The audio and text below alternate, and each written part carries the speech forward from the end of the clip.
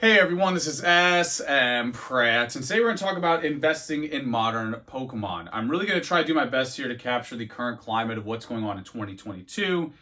And also, I think a lot of the open mouth channels right now telling you which ETB is going to 10x in a year really don't explain what you're getting into and the reality of investing in modern. So that's what I hope this video does, is just really capture what to expect when putting money into modern Pokemon.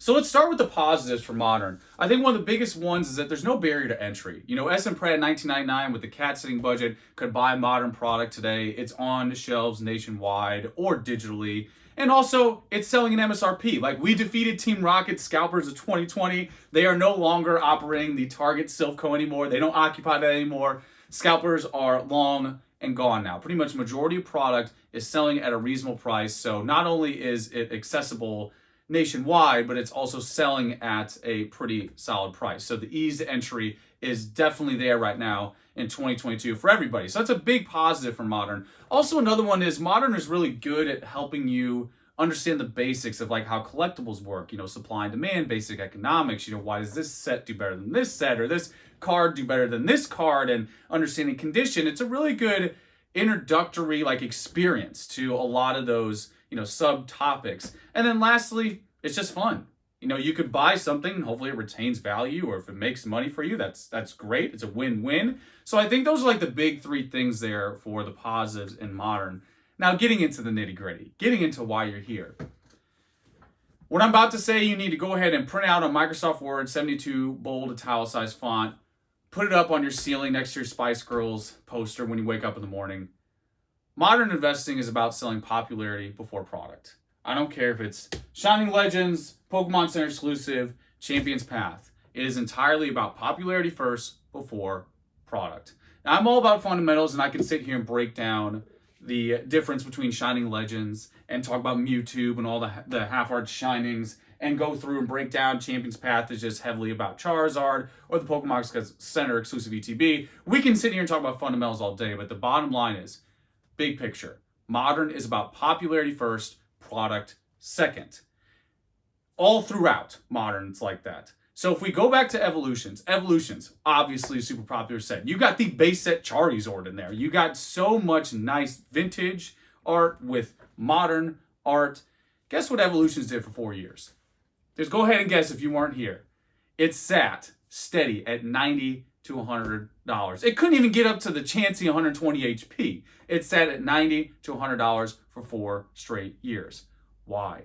Because you are investing in popularity over product. Even really good popular sets like Evolutions, it's very tough to find a set that's going to get up there in popularity like Evolutions did. That is just a home run set. It's so good that that set alone brings people into the game. Being a role player, as Modern's supposed to be, Evolutions did that. It's like a LeBron of modern Pokemon sets. And it sat for 4 years with no movement. So why I'm telling you this is because for all those channels that are saying, you know, this ETB will 10x, you know, in a year or two, that's not really true for most stuff that's coming out now. In fact, if you watch the previous video about the printing facilities and how Pokemon's buying more of them, this is just, again, 2016, 2017 on steroids. Back in 2020, when Team Rocket still was operating Target Silpco, you know, and they were scalping everything, I remember just smoothing back and been like, we were here before. We've been here before for Flying Skies. We've done this rodeo. We've done this dance before. And back then, they're like, oh, we need more supply? Okay. Today, Pokemon's like, oh, we need more supply. Oh, we don't have enough printers, so we'll go buy those and then give you more supply. So the bottom line is popularity before product. That is the number one thing you need to know about modern. You are investing in hoping that more people will have increased demand down the road for this product that is by far the least rare option out there. If anything, it's like the inverse or the opposite of ultra rare mint to better. It's pretty much the opposite of all that. Ultra rare mint to better is definitely like your trophy versus in Charizard 10. You know, we know what it is now. This is like the opposite of that. It's not old at all. It's barely rare. Like, it's not rare. It's sold on shelves nationwide. When you can say the item you're investing in has a suggested retail price, understand that's a retail product. That's how it's being sold in this moment as retail. And I know a lot of people will be like, oh, but what about WotC, right? What about WotC? Because that was modern back in the day. Back in that 1999 smpratte with the cat sending money, got those based on limited packs. That was modern back then. You're absolutely right. 22, 23 years ago, it was modern. But now it's 22 to 23 years later. So it is aged, it's evolved, it's leveled up, and now it has become something that is more scarce. And even to this day, and probably, honestly, 25 years from now, you will always be able to buy an unlimited base set Charizard. It's always going to be available. Because again, modern product is about popularity first and product second. That's how it's always going to be. That's the game you are playing. That's why grading and all that stuff is so rife in modern, and not only modern, but set cards at large, because it's not about chasing rarity. It's about chasing those other type of difficulties. Like, oh, does this one have the ink blot that makes the first edition stamp look like a lowercase d? Or does this one miss the, attack there? Is this one in perfect condition? These are like the little detailed nuanced things you got to get into when you're trying to invest in modern, whether it's 1999 WotC or modern today in 2022. And I wrote down, some examples for people who say, but wait, what about sealed, right? What if I just hold that sealed product? So like we said with Evolution, sat for 4 years, sealed, 4 years, did nothing. Right now, Chilling Reign ETB, you see that all the time in the clickbait channels. How many Chilling Reign ETBs should you buy?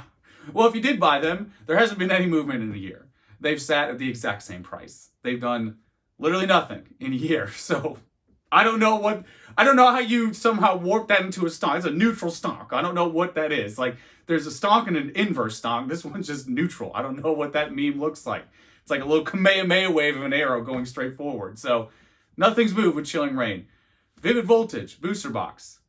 Pretty much the same price as MSRP. And what's interesting about Vivid Voltage, it did have a moment. It got up there to about 300, but what happened? Pokemon was like, oh, you need more of that? We got you, fam. We'll go ahead and print more of those Vivid Voltage. And it came right back down to MSRP. By the way, MSRP for booster boxes is $143. I didn't make the rules. I didn't choose that number. If I did, it wouldn't be $143. I don't know what big brain move that was back then. It's been the same way for a long time, but these are selling at about 120-ish, somewhere in there. Another one, Darkness Ablaze. That one's flirting with almost 2 years now. That's definitely a 2020 set. I think it's like 1.75 years, somewhere in there. Still pretty much MSRP. And that's got a Charizard. So the bottom line is that modern right now is not going to really do much for you in the short term.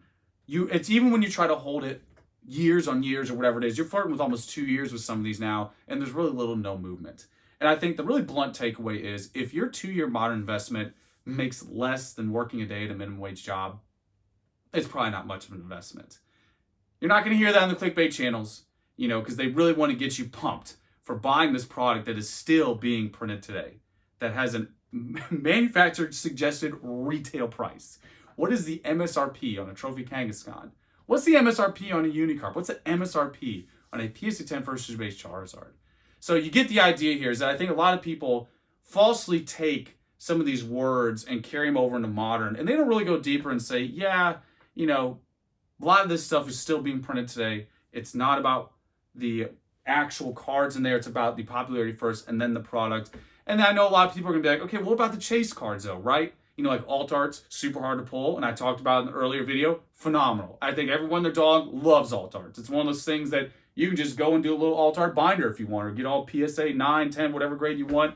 It's a fun, just 10 out of 10 concept overall.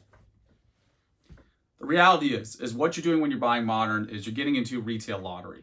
That's what it is. You're buying a product where you're like, I'm hoping that I get this card. It's luck-based. That's what you're getting into. It's luck-based. And of course, it's fun. You don't have to see it as an investment. That's why I said in the earlier video, modern is not supposed to be about investing. It's supposed to play a role. And if you are that person who can hit that bullseye, get the Charizard, get the alt art, whatever it is, get the PSA 10, flip it before it all goes down, more power to you. But it is not supposed to be about investing. It's supposed to be about playing a role. In fact, if we go back to the golden WotC era, what did it do well? It sold well. It got people engaged. It got people interested. We're chasing that experience. That's why we go and pay more for the WotC stuff, because a lot of us had this very intimate experience back in the 90s. Because again, it was playing a role. We weren't out here flipping Charizards. We talked about it. We talked about, hey, I'll trade this, I'll do this, whatever. That was that engagement. But it wasn't an investment. We didn't get into this as kids and just start piling this stuff away for 20 years. Now we do as an adult because we see the opportunity cost, and we could break things down in a more detailed way. And more importantly, that product now has aged. It's 23 years old. It's not on shelves anymore. It hasn't been for a while. It's been played with, especially because of that organic beginning. That's another point here with Modern that you didn't have in the WotC era. Majority of the cards back then were organically played. They were organically opened. Again, why role playing is so important, not just for getting people into it, but engaging with the product. When majority of the engagement is just putting it into the closet, what's that going to do? How is that going to really have a diverse ecosystem down the road? And I'm not going to, what new TCGs do this. There's so many new TCGs in the past 2 years since 2020 that come up and kickstart, and they're trying to give you product, promote it here. This person, this person's doing whatever. There's so many new TCGs that are definitely that thing. They're basically like a physical multi-level marketing. They're almost like a physical NFT in a way, where it's all just about buying that product, holding it, it's all about just like money investing. What do you think that's going to do in long term? You think those games are going to stand the test of time over 20 years? I'd be astonished if they do. So a lot of modern Pokemon is doing that at the moment with the older crowd. And there's going to be people who are going to get burned. That's just the harsh answer here right now, is that this is not easy mode. More printers, more product, more downward pressure, more competition. The opportunity cost, what we said earlier with the positives of being easy to entry, is everyone's competing with you. smpratte 99 now with the cat sitting money might pull that Charizard and compete with that person who's got like $100,000 liquid, because that's what you're dealing with here. Ease to entry means everybody is competing with everybody. There's not much optimization you can do because it's so easy to entry. It's so accessible. So as for chase cards, yeah, they're great, but again, it's retail lottery. And I think another valuable point here is that this guy, Champion's Path, is a perfect example of what I mean by that. This right here is the perfect poster child for modern Pokemon in a nutshell. Put this next to your Spice Girls poster above your bed with, modern Pokemon is about popularity before product. Champion's Path Charizard has over 39,000 copies graded. This set is 2 years old. The most graded Pokemon card is from a set that's 2 years old. More than the original Charizard, more than the CD promo Charizard, more than Ancient Mew, this guy right here. 2-year-old set, most graded Pokemon card. Thanks for coming. That's the TED Talk for today. That should be the hook, line, and sinker for you. That data point alone is by far the most egregious example of what you should expect when you're getting into this. This supply is not in short supply. It's available everywhere. That is not going to change. Again, you are betting on popularity first and product second. And it's easy to entry, so everybody and their dog can do it. And especially when PSA starts lowering those prices, what that means is they're dropping the level there. The dam is lowering. The water will come through. There'll be more Charizards flying over when that price gets lower. So that competition is not going anywhere anytime soon. The opportunity cost of something being easy to entry is everybody and their dog can do it. And they are. Anything that can be optimized is or will be. So that is the breakdown on investing in modern. This is the counter example to all the clickbait you see. How many Chilling Rain ETBs should you buy? Little 10x, how many Evolving Skies or Champion's Path will make you, again, like what you can make in a day working at Amazon or like Walmart. If you were making that over 2 years with your Pokemon investment, it just doesn't sound appealing to me. Again, if it's a mixture, if you're having fun with it and it goes up over time, awesome. I think that's the right head on your shoulders you should have, is that I'm having fun with this. I'm aware of what I'm getting into. And that's the whole point of this video, is just to make you aware of what you're stepping into, because that's the fault I see on a lot of the new clickbait channels that honestly, they're younger than a lot of the product that they're talking about. And, they're not really explaining what you're stepping into and a lot of the risks that come along with it. And again, when your product is based on popularity, you just have to bet on it growing indefinitely. That's what you're always betting on. And I don't like that game. I have some modern product, but obviously it's not my main thing. Trophy Kangaskhan is not dependent on a hype wave. Tropical Wind isn't dependent on what Logan Paul's doing. The illustrator doesn't need hashtags. Like, it's just, there's different things here. I'm not saying go all in or do whatever. I'm not advising you. But the bottom line is that you just need to know what you're getting into with modern Pokemon. It's not meant to be investable. It wasn't investable back then. And ironically, why it's investable today with WotC is because we organically played with it. We organically engaged with it because the bigger smpratte point and takeaway is Modern's supposed to be a role player. It was in the WotC era. It played a very good role, phenomenally, very organically, and that's why today it is more investable because it was used for what it was supposed to be. So there it is. Have fun with Modern. That's what it's supposed to do. Alt arts are beautiful. They're just an absolute 10 out of 10.